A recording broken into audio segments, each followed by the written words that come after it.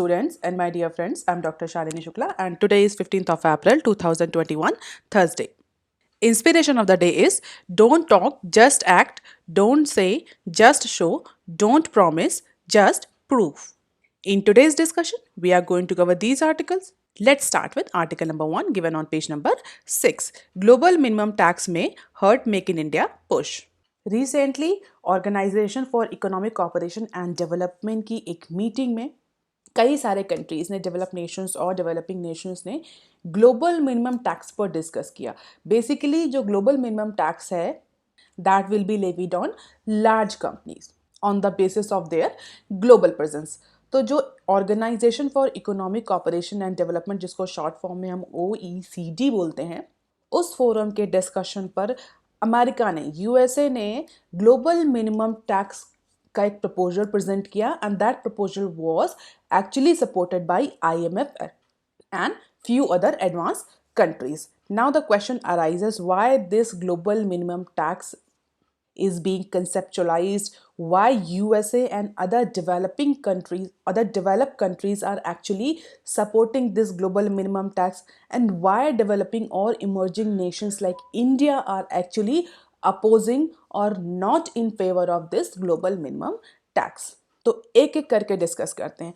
Basically organization for economic cooperation and development number of other issues पर work करते हैं. ऐसे सारे इश्यूज जो कि economic cooperation, economic development, opportunities, integration of economies. OECD is basically an intergovernmental economic organization. जैसा कि नाम से पता चलता है, intergovernmental. It means number of countries are member of OECD. Currently 37 countries are member countries of OECD, and this OECD intergovernmental organization was founded in 1961 with the goal to stimulate the economic progress and world trade. और OECD और ऐसे ही other जो intergovernmental forums हैं वहाँ पर contemporary issues जो है वो डिस्कस किए जाते हैं. और one of the very important issue that are being actually discussed on different forums are base erosion and profit sharing. Base erosion and profit sharing क्या ये कंसेप्ट है क्या? एक्चुअली इसको जल्द से डिस्कस कर लेते हैं. कई बार ऐसा होता है और आपने मेरे डिस्कशंस में भी कई बार इसको सुना होगा, हमने डिस्कस भी कई बार किया है, बट आज की न्यूज़ में ये इंक्लूड है तो इसको थोड़ा सा डिस्कस कर लेते हैं. बेसिकली बेस इरोजन और प्रॉफिट शेयरिंग जो कंसेप्ट है ये OECD में लाया गया, और इसका बेसिक पर्पस यही था कि जो डिफरेंट MNCs हैं, डिफरेंट कंट्रीज हैं जिनका ओरिजिन हुआ है और उनके जो इन्वेस्टमेंट हैं वो ऑल ओवर द वर्ल्ड हैं. बेसिकली जो MNCs होती हैं वो अपना बिजनेस से अपना प्रॉफिट शिफ्ट कर देती हैं on book, not on reality but on book, in order to reduce the quantum of tax. तो इसी के बेसिस पर टैक्स हेवन कुछ कंट्रीज जो होते हैं जिनको हम टैक्स हेवन कहते हैं, जहाँ पर जो बिजनेस टैक्स है या कॉर्पोरेट टैक्स है या ट्रेड पर जो टैक्स है वो कंपैरेटिवली लेस है या ज़ीरो है. तो उससे क्या होता है, जो MNC है बेसिकली वो MNC अपने बिजनेस को उस पर्टिकुलर कंट्री में दिखाएगी जिससे कि उसको वहाँ पर मिनिमम टैक्स पे करना पड़े. अगर हम एग्जाम्पल के फॉर्म में समझना चाहें तो अज्यूम करते हैं एक कंपनी है जो कि जिसका ओरिजिन इंडिया में हुआ है. ABC MNC है, उसका ओरिजिन जो कंट्री है वो इंडिया है, and that ABC company has its subsidiaries on different parts of the world. हम ऐसा कह सकते हैं कि स्विट्जरलैंड में भी उसकी सब्सिडरी है, ऑस्ट्रेलिया में भी है, USA में भी है, अफ्रीकन कंट्रीज है वहाँ पर भी उनकी सब्सिडरी है. They all are working in on two different parts of the world. पर as per the current framework जो भी कंपनी जिस भी कंट्री में प्रॉफिट अर्न कर रही है जनरली उसको वहाँ के टैक्सेशन के अकॉर्डिंग टैक्स पे करना पड़ता है. अगर कोई MNC है जिसकी सब्सिडी, जो हमारी ABC MNC है इंडिया में जो ओरिजिन हुआ है, अगर उसकी एक सब्सिडी स्विट्ज़रलैंड में, फॉर एग्जांपल हम सपोज कर सकते हैं स्विट्ज़रलैंड में उसकी एक सब्सिडी है और वहाँ पर उसने 100 रुपये का प्रॉफिट अर्न किया, और स्विट्ज़रलैंड में जो कॉर्पोरेट टैक्स है वो है 1 to 2%. वहीं अगर हम इंडिया की बात करें तो इंडिया में जो कॉर्पोरेट टैक्स है वो है 15%.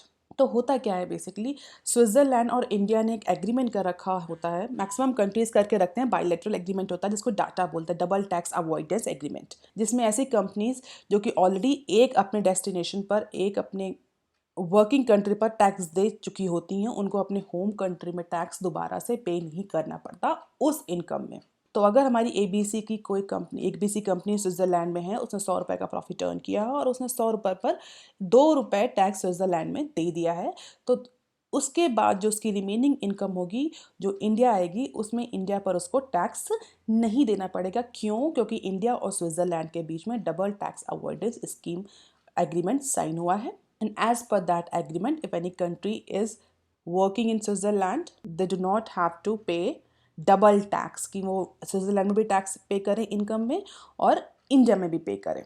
तो इस केस में होता क्या है, मैक्सिमम टाइम कंपनीज जो होती हैं वो अपना प्रॉफिट उस कंट्री में दिखाती हैं जहाँ पर टैक्स कम होता है। डेफिनेटली इंडिया में 15% टैक्स होगा उस 100 रुपये पर, स्विट्जरलैंड में वहीं 1 से 2% टैक्स पे करके कंपनी ने ज़्यादा प्रॉफिट अर्न किया। तो इसको बोलते हैं बेस इरोजन और प्रॉफिट शेयरिंग। ये बहुत ही मैंने सिंप्लीफाइड फॉर्म में आपको समझा है। तो अगर हम देखें तो इससे जो होता है वो नुकसान जो होम कंट्री है, ओरिजिन कंट्री है, उसका होता है। और इसी चीज़ को अवॉइड करने के लिए, इसी प्रैक्टिस को अवॉइड करने के लिए ओईसीडी में कंटिन्यूअसली डिस्कशन चल रहे थे और उसी डिस्कशन के थ्रू ओईसीडी में एक फ्रेमवर्क डेवलप किया जिसको बोला गया base erosion and profit sharing framework. इसके अंदर कई पिलर्स थे जिसको डिस्कस किया गया। अगर आप थोड़ा सा लिंक कर पाएँ तो गूगल टैक्स जो अप्लाई किया गया था वो भी इसी base erosion and profit sharing framework के अंडर ही एप्लीकेबल हुआ था इंडिया में। तो जब base erosion and profit sharing को अगर हम बहुत टेक्निकल टर्म्स में डिफाइन करें तो होगा base erosion and profit sharing refers to the corporate tax planning strategies used by MNCs to shift their profit from high tax jurisdiction to lower tax jurisdiction, thus eroding the tax base of higher tax jurisdiction. तो इसी practice को avoid करने के लिए कई सारे pillars under this framework assign किए गए थे, जिसमें पिलर 2 में एक बहुत इंपॉर्टेंट टैक्स का डिस्कशन हुआ, that is global minimum tax. और इसको कहीं कहीं आपको किसी किसी न्यूज़पेपर में ऐसे भी लिखा हुआ मिलेगा, OECD G20 base erosion and profit sharing for profit shifting project या BEPS प्रोजेक्ट। तो कंफ्यूज नहीं होंगे, ये सारे टेक्निकल टर्म्स जो हैं वो एक ही हैं, OECD G20 base erosion and profit shifting project और BEPS प्रोजेक्ट। तो tax avoidance, base erosion, profit shifting जैसे प्रैक्टिसेस को कंट्रोल करने के लिए number of countries, not only 37 member countries of OECD but other countries are also discussing on this framework and different suggestions and pillar have been suggested, on which pillar 2 has suggested the global minimum tax concept, and this particular tax is proposed by USA और IMF और other जो advance countries हैं उनको भी इसका support मिल इस proposal का। As per the current news, अगर ये ग्लोबल मिनिमम टैक्स एप्लीकेबल हो गया MNCs पर, तो उससे जो इंडिया का मेक इन इंडिया प्रोग्राम है, जहाँ पर government of India is trying to develop India as a manufacturing hub, जो कि कई बार हमने बताया आपको कि इंडिया के केस में डेवलपमेंट ट्राजेक्ट्री जो रही है वो बहुत ही डिफरेंट रही है। कोई भी इकोनॉमी जब डेवलप होती है या ग्रो करती है तो वो थ्री स्टेजेस से करती है। पहले उसका प्राइमरी सेक्टर ग्रो करता है, देन सेकेंडरी सेक्टर ग्रो करता है, देन टर्शियरी सेक्टर ग्रो करता है। Primary is in general we can call it agriculture sector, secondary in general we can call it manufacturing sector, tertiary sector in general is called as service sector. तो इस तरह की trajectory से कोई भी economy grow करती है। But India के केस में जो ग्रोथ ट्राजेक्ट्री रही है, डेवलपमेंट ट्राजेक्ट्री रही है, थोड़ी सी डिफरेंट रही है। इंडिया ने इमीडिएटली प्राइमरी सेक्टर से टर्शरी सेक्टर पर ग्रो कर दिया। जो लिंचिंग पिन है मैन्युफैक्चरिंग सेक्टर, जो सेकेंडरी सेक्टर है, वो इंडिया का मिसिंग है, वो उसमें इतनी ग्रोथ नहीं हो पाई। And that is why current government is trying to develop India's manufacturing sector, try to develop India, project India as a export hub, जिसके लिए कई सारे PLI स्कीम लाए गवर्नमेंट ने। हम कई बार डिस्कस कर चुके हैं, make in India, skill India, made in India, इस तरह के कई सारे प्रोग्राम्स लगाए in order to boost the manufacturing sector in India. लेकिन अगर ये ग्लोबल मिनिमम टैक्स एप्लीकेबल हो जाता है तो that will hamper the large few Indian companies, क्योंकि इंडिया की बहुत ही कम ऐसी कंपनीज हैं जो कि बाहर मैन्युफैक्चरिंग करती हैं, और उन पर अगर इस तरह का ग्लोबल मिनिमम टैक्स एप्लीकेबल हो गया तो उनके जो प्रोडक्ट है, इंडिया के प्रोडक्ट की बेसिक एडवांटेज क्या है, they are less costlier than other countries products. और जैसे ही टैक्स एप्लीकेबल होगा क्या होगा कि इंडियन जो प्रोडक्ट्स हैं, इंडियन जो एक्सपोर्ट है वो कॉस्टली हो जाएगा, and the moment it become costly India will get disadvantage over international market. That is why it is said that अगर ये ग्लोबल मिनिमम टैक्स एप्लीकेबल होता है, ये कंसेप्ट जो है वो एक्सेप्ट कर लिया जाता है, so this will hamper the India's massive manufacturing push. Basically कितना टैक्स अप्लाई करने की बात हो रही है? US has proposes to raise the corporation tax to 28% from 21% and global intangible low tax income tax to 21% from 10.5%। तो basically USA ने propose किया है कि जो भी जितने भी कंट्रीज़ हैं जो अपने होम जुरिडिक्शंस पे जो कॉरपोरेट टैक्स लगाते हैं उसमें यूनिफॉर्मिटी कर दी जाए कि मिनिमम टैक्स इतना एप्लीकेबल होना ही होना चाहिए irrespective of the status of the country, कि वो कंट्री डेवलप है या डेवलपिंग है, कि एक ग्लोबल स्टैंडर्ड सेट हो जाएगा कि इतना मिनिमम टैक्स लगाना है, इसके नीचे कोई भी कंट्री अपने होम जुरिडिक्शन पर कॉर्पोरेट टैक्स नहीं इम्पोज कर सकती। इसके ऊपर कंट्री चाहे जितना भी बढ़ा ले, but minimum corporate tax her country में, हर मेंबर कंट्री में इतना होना ही चाहिए, जिससे कि जो डेवलपिंग कंट्रीज हैं जो अपने यहाँ कॉर्पोरेट टैक्स को रिड्यूस करके अपनी एमएनसीज को एडवांटेज देते हैं, अनड्यू एडवांटेज देते हैं, और उनके प्रोडक्ट जो होते हैं इंटरनेशनल मार्केट में सस्ते हो जाते हैं। तो ऐसा अनड्यू एडवांटेज डेवलप कंट्रीज जो हैं वो अपने एमएनसीज को, अपनी कंपनीज को, डोमेस्टिक कंपनीज को ना दे पाएँ। That is why there should be the global standard of minimum corporate tax. तो प्रपोज किया है 28% का। करंटली इंडिया में कितना कॉर्पोरेट टैक्स है आप मुझे बताएंगे कमेंट सेक्शन में लिखकर कि पिछले साल हमारी फाइनेंस मिनिस्टर ने कॉर्पोरेट टैक्स को रिड्यूस किया था in order to boost the economy. COVID से पहले अगर आपको याद हो तो अनाउंसमेंट हुआ था।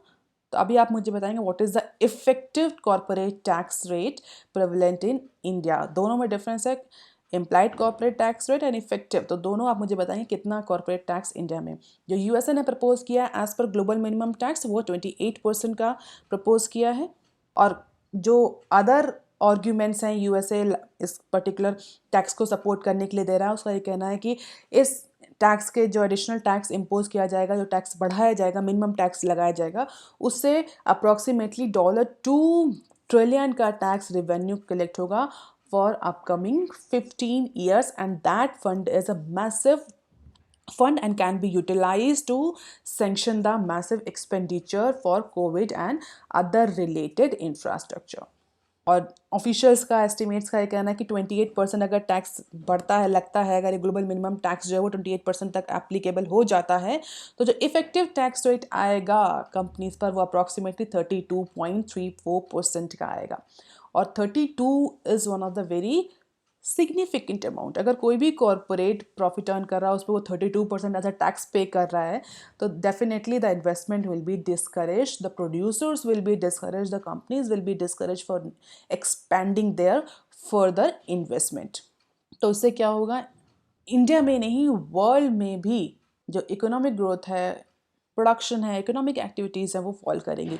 कि अगर आप 100 रुपये कमा रहे हो उसमें से 32 या 33 रुपये आपको टैक्स ही देना है, so in that case definitely the investors will be discourage.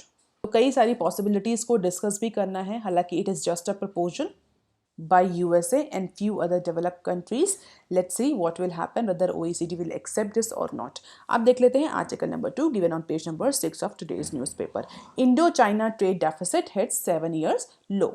कोविड-19 के ड्यूरेशन में जब इंडिया की इकोनॉमी भी डोलड्रम की सिचुएशन में है, तो इंडियन गवर्नमेंट का जो अप्रोच रहा है वो थोड़ा सा डिफरेंट रहा है।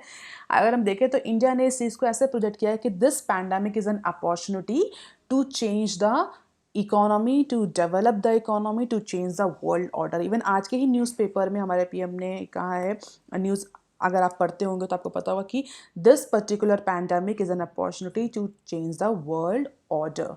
और अगर हम देखें बिजनेस के टर्म्स में, तो इंडिया का जो ओरिएंटेशन रहा है इस पैंडेमिक में वो थोड़ा सा डिफरेंट रहा है in comparison to the previous decades. Vaccination के केस में, वैक्सीन एक्सपोर्ट के केस में इंडिया अपर हैंड में हमेशा रहा है। चाइना की बहुत अच्छे से कॉम्पीट किया है, और वैक्सीनेशन के केस में जो इंडियन कंपनीज़ को फ़ायदा हो रहा है, उस फ़ायदा को रोकने के लिए या इंडियन कंपनीज़ को डिस्करेज करने के लिए या उनके प्रॉफिट को हॉल्ट करने के लिए कई सारे जो डेवलप कंट्रीज़ हैं, इवन चाइना ने भी जो एक्टिव फार्मास्यूटिकल इंग्रेडिएंट्स हैं उनके इंपोर्ट पर बैन लगा दिया है, जिससे कि जो या तो इंपोर्ट पर बैन लगा दिया या तो उनकी ड्यूटीज़ बढ़ा दिया, उन पर टैक्स बढ़ा दिया। तो इस तरह से भी इंडिया का जो एक्सपोर्ट है वो डिस्करेज हो रहा है।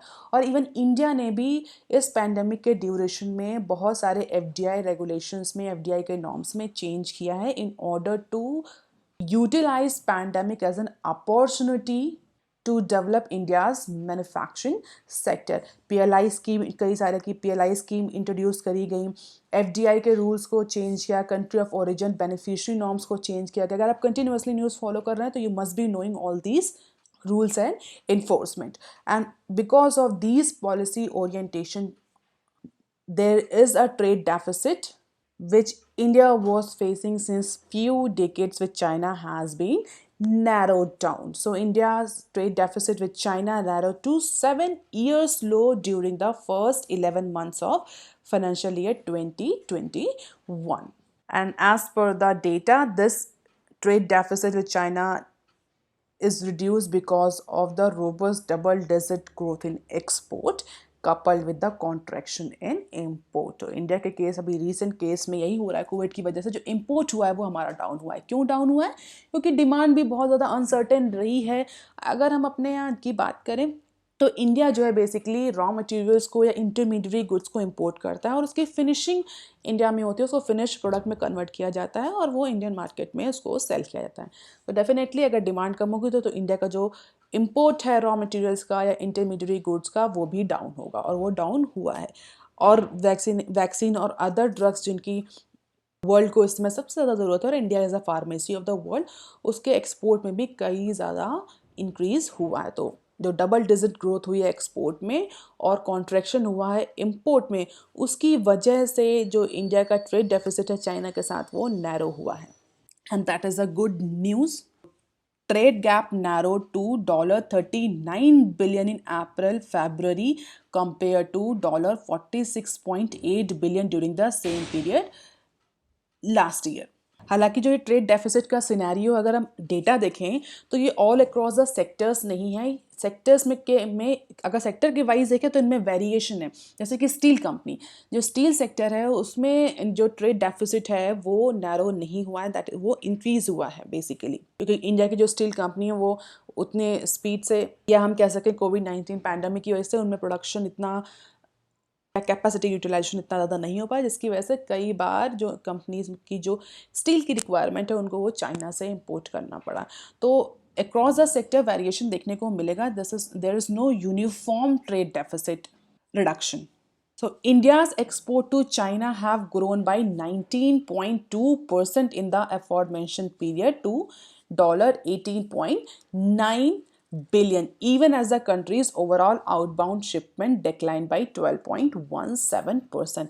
And in fact, China's share in export has been on steady rise, expanding to 7.23% in financial year 21 from 3.44% in financial year 16. China is also one of the India's largest trading partner, we all know. अगर हम अपने pharmaceutical companies की ही बात करें तो India के 60% pharmaceutical companies के जो एक्टिव फार्मास्यूटिकल इंग्रेडिएंट्स आते हैं वो चाइनीज़ मार्केट से ही आते हैं, चाइनीज़ फॉर्म से ही आते हैं। और अभी रिसेंट टाइम में इंडिया ने जिस तरह से वैक्सीनेशन और ड्रग के एक्सपोर्ट में अपना अच्छा कंट्रीब्यूशन प्ले किया है, चाइना ने अप्रॉक्सीमेटली 100% तक एक्टिव फार्मास्यूटिकल इंग्रेडिएंट्स की जो प्राइस है वो बढ़ा दिए in order to discourage the pharmaceutical companies of India. In spite of that, there is a narrowed down of the trade deficit between India and China, and this is the graph that we can see. And हमें ये decrease होता हुआ दिख रहा है, narrow होता हुआ दिख रहा है ट्रेड गैप और trade deficit, and this is the mainly on the back of robust double digit growth in terms of export. तो अगर हम कहें इंपोर्ट जो है चाइना से वो उतना फॉल तो नहीं किया है, लेकिन जो एक्सपोर्ट है इंडिया का वो ज़्यादा इंक्रीज हुआ है, जिसकी वजह से ये ट्रेड डेफिसिट नैरो होता हुआ दिख रहा है। अब देख लेते हैं next article that is given on page number 7। India fiscal health weak for quantitative easing. Moody's जो basically research and consultancy firms हैं उसके अकॉर्डिंग, उसके खुद के ओपिनियन एनालिसिस के अकॉर्डिंग, ये जो टाइम आरबीआई ने चूज़ किया है इंडिया में क्वांटिटेटिव ईजिंग के लिए, it is not a good time, and it is more likely that this time quantitative easing program by RBI may not go well with the country's fundamentals. और ऐसा नहीं कि केवल इंडिया ने ही इस बार क्वांटिटेटिव ईजिंग करी है, India is among one of the 11 emerging economies that have jumped on the quantitative easing bandwagon.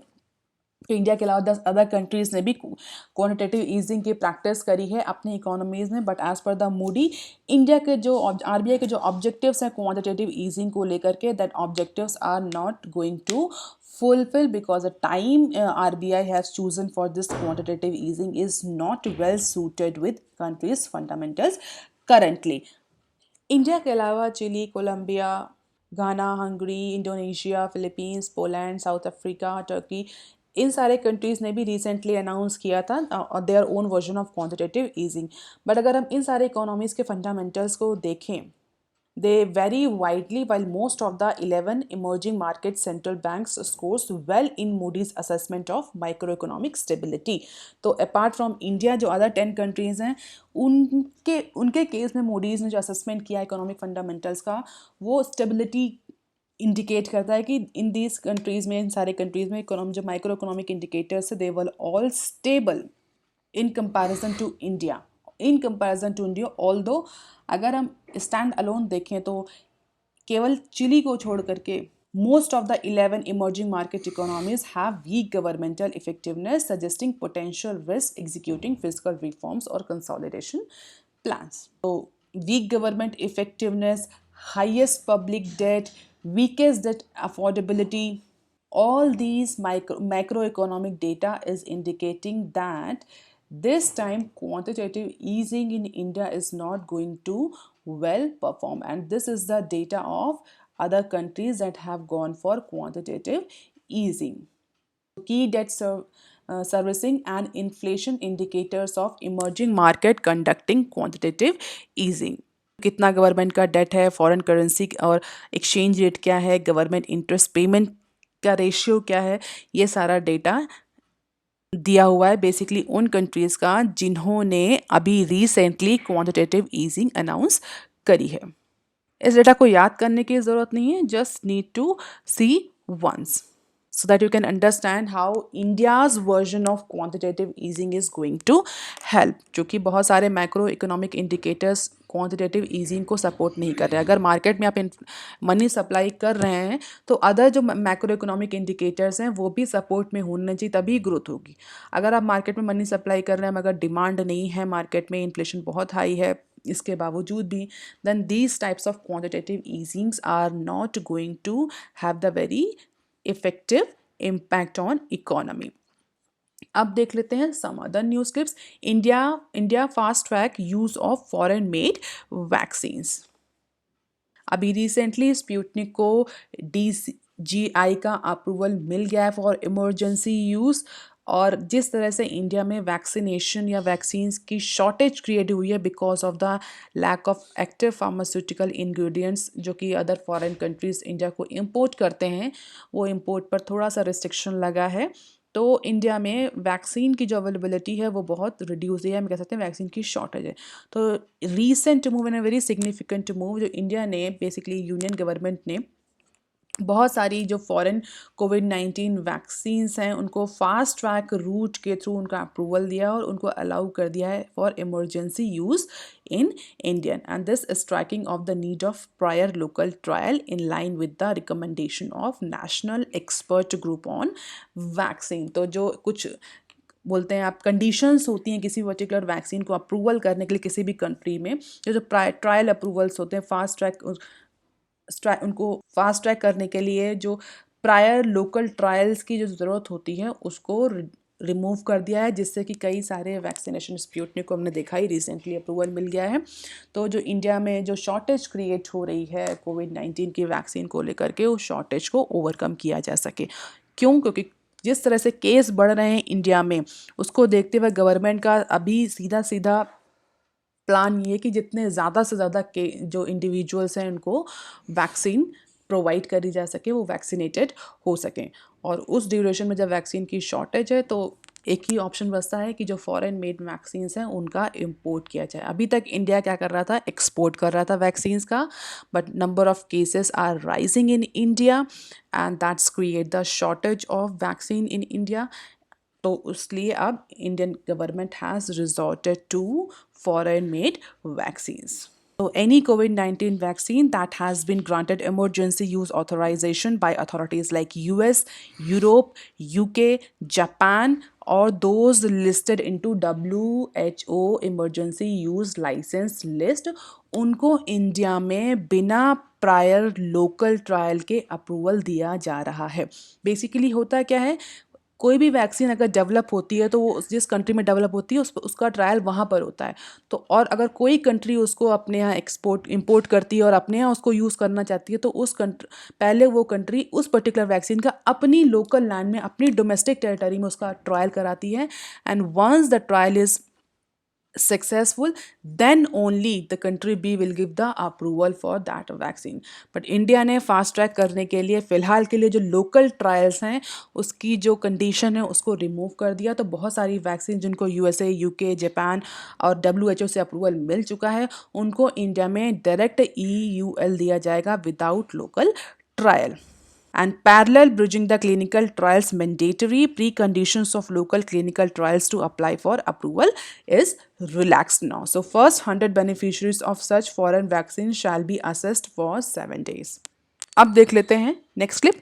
Indirect tax collection rises 12% in financial year 21. So center's indirect tax collection rose by more than 12%, that is to 10.71 trillion into the financial year 21 compared to the previous year. Previous year में कितना था? 9.54 trillion.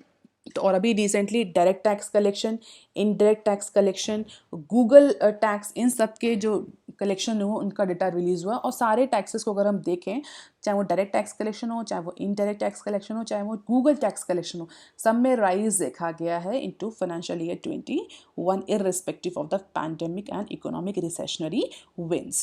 And experts attributed it to the hike in the custom duty as well as the petrol and diesel taxes coupled with the some recovery in the consumption during the second half.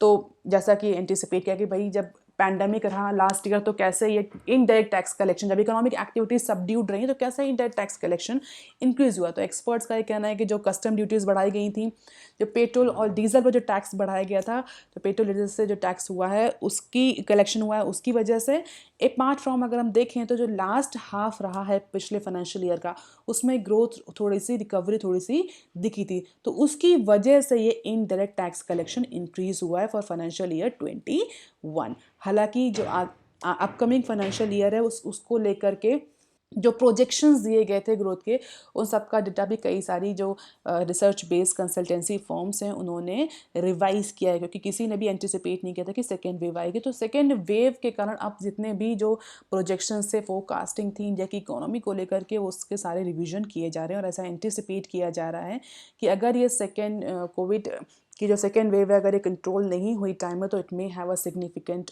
impact on economic recovery of India. अब देख लेते हैं next clip. COVID spike may hit RBI's inflation math expert. As I am discussing कि अगर Covid के case इसी तरह से बढ़ते रहे and government is unable to control the COVID-19 spread, तो जो भी कैलकुलेशन करी है RBI ने इन्फ्लेशन को लेकर के, that math will again be distorted. और क्वांटिटेटिव ईजिंग जो हुआ है उसका भी इम्पैक्ट होगा, वो बहुत ज़्यादा इफेक्टिव नहीं रहेगा. बेसिकली RBI का क्या टारगेट है इन्फ्लेशन को लेकर के, आप मुझे कमेंट सेक्शन में लिखकर बताइए what is the target of RBI for inflation. कितना इन्फ्लेशन RBI कंट्रोल करने की कोशिश करता है, कितना चाहता है RBI कि इन्फ्लेशन इतना रहे, क्योंकि कम इन्फ्लेशन और ज़्यादा इन्फ्लेशन दोनों ही नुकसानदायक होते हैं किसी भी इकोनॉमी के लिए. तो अगर कोविड के केसेस नहीं कंट्रोल होते हैं तो इससे इन्फ्लेशन में भी फ़र्क पड़ेगा, इंडस्ट्रियल आउटपुट पर भी फ़र्क पड़ेगा, और हमने देखा भी है फ़र्क पड़ना शुरू भी हो चुका है. अगर आपको याद हो तो हमने रिसेंट टाइम में डिस्कस किया है जो मैन्युफैक्चरिंग PMI है, सर्विस PMI है, उसमें फॉल देखने को मिल रहा है. फॉल होना, उसमें कॉन्ट्रैक्शन होना स्टार्ट हो गया है. अब देख लेते हैं next clip. Spectrum can be transferred but not without settling dues. NCLAT. Recently Bharti Airtel ने अपने कुछ स्पेक्ट्रम रिलायंस जियो को सेल किए थे. अगर आपको याद हो तो हमने वो न्यूज़ डिस्कस भी करी थी. हालांकि ये जो न्यूज़ आई है national company law tribunal appellate tribunal का जो वर्डिक्ट है that is not related with that particular settlement, not that particular transfer.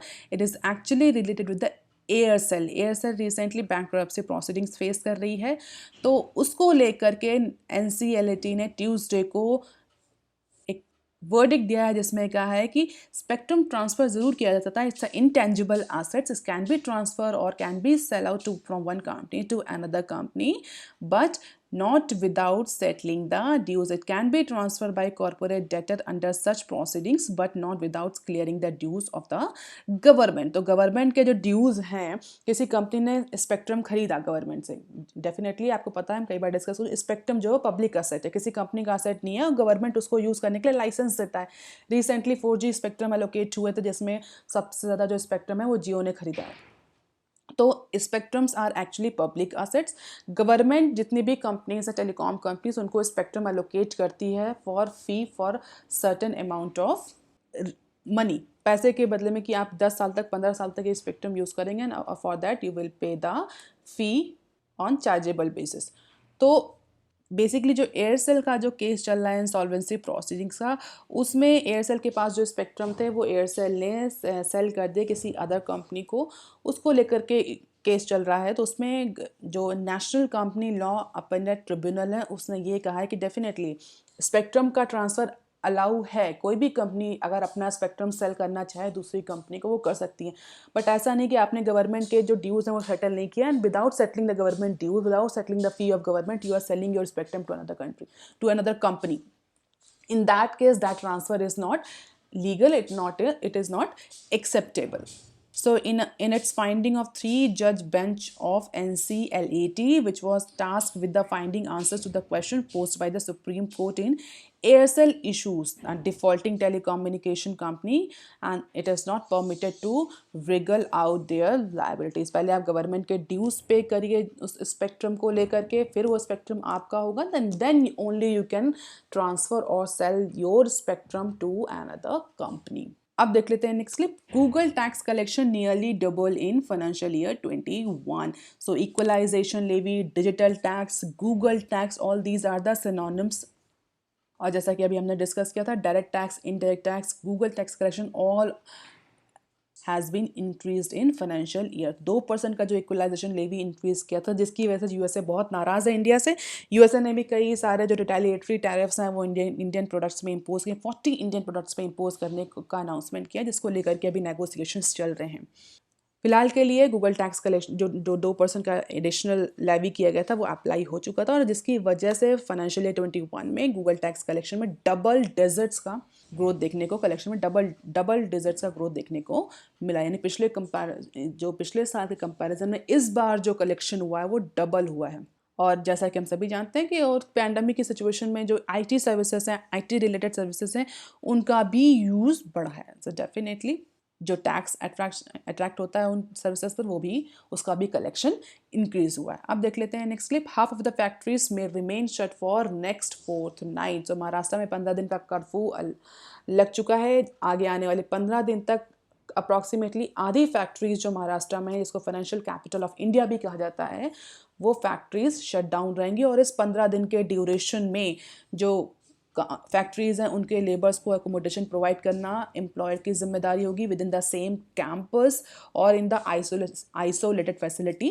That will be the responsibility of the employer, and employer need to ensure that all staff get vaccinated without exemption at the earliest. तो 15 दिन के अंदर महाराष्ट्र ने plan किया है कि इस shutdown के ड्यूरेशन में कंप्लीट 100% वैक्सीनेशन इंश्योर किया जाए, जिससे कि जब इकोनॉमी महाराष्ट्र रीओपन हो, लॉकडाउन हटाया जाए, तो कोविड-19 के जो केसेस हैं उनको कंट्रोल किया जा सके, उनका स्प्रेड कंट्रोल किया जा सके। और डेफिनेटली अगर महाराष्ट्र शटडाउन में चला गया तो it is going to have the impact on whole Indian economy, because Maharashtra और Mumbai is also called as the basically financial, Mumbai is called as a financial capital, और मुंबई पर बहुत ज़्यादा डिपेंडेंसी होती है इंडिया की इकोनॉमी की। तो महाराष्ट्र अगर शटडाउन में है तो it is going to affect the number of other macro and micro economic indicator. Employment ही क्यों ना हो, टैक्स कलेक्शन क्यों ना हो, प्रोडक्शन क्यों ना हो, मैन्युफैक्चरिंग एक्टिविटीज़ क्यों ना हो, सर्विसेज क्यों ना हो, all these are going to be affected because of the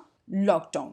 तो फिलहाल गवर्नमेंट का प्लान है कि 15 दिन के ड्यूरेशन में कंप्लीट वैक्सीनेशन हो सके और महाराष्ट्र दोबारा से रीओपन हो सके with Mumbai. So all these are the references. That's all for today. And if you want lecture PDF, you can join my Telegram channel. You can also follow me on Twitter, ResearchGate, and on Facebook. And if you have any query and suggestion, please write in comment section below. Like, share, and subscribe. Thank you.